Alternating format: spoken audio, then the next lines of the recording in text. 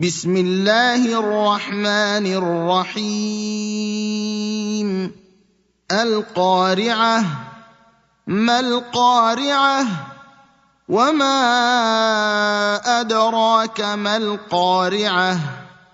يوم يكون الناس كالفراش المبثوث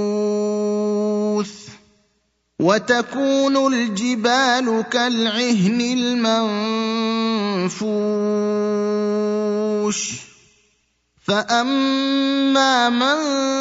ثقلت موازينه فهو في عيشة راضية